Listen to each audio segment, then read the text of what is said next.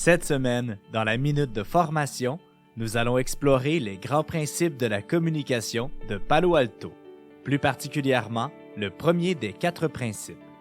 L'objectif de cette capsule est de pouvoir identifier ce premier grand principe et de prendre conscience des divers niveaux de communication et de son omniprésence dans les relations. Tout d'abord, qu'est-ce que Palo Alto? Palo Alto est une école située dans la ville du même nom, en Californie, créée dans les années 1960 par un groupe d'hommes intéressés par la communication et les relations entre les individus. Par leur travail, ceux-ci ont apporté un nouvel angle dans la compréhension de la communication, c'est-à-dire celui de l'utilisation de l'approche systémique dans le domaine des relations humaines. Leur postulat de départ, il est impossible de ne pas communiquer. Voici donc le premier des 4 grands principes de la communication de Palo Alto. On ne peut pas ne pas communiquer. Ce principe affirme que toute forme de comportement est une forme de communication, que ce soit volontaire ou non. Même lorsque quelqu'un ne parle pas ou ne fait rien, cela communique quelque chose. Imaginons un employé lors d'une réunion de travail. Pendant que ses collègues discutent d'un projet important, l'employé reste silencieux, les bras croisés et évite le contact visuel.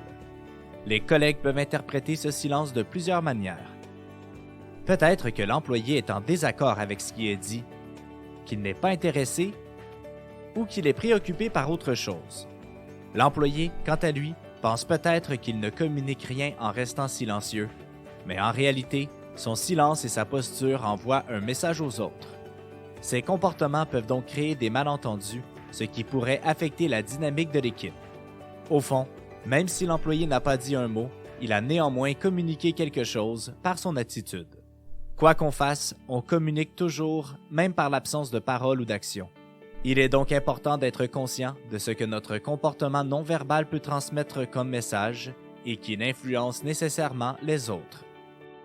C'est ainsi que se termine la minute de formation de cette semaine. Nous vous convions la semaine prochaine à la minute de formation afin de connaître le deuxième grand principe de la communication de Palo Alto. Pour en savoir davantage sur nos programmes de formation et de coaching, visitez notre site internet actualisation.com ou contactez-nous au 1-877-688-0101. Actualisation, solution RH pour entreprise.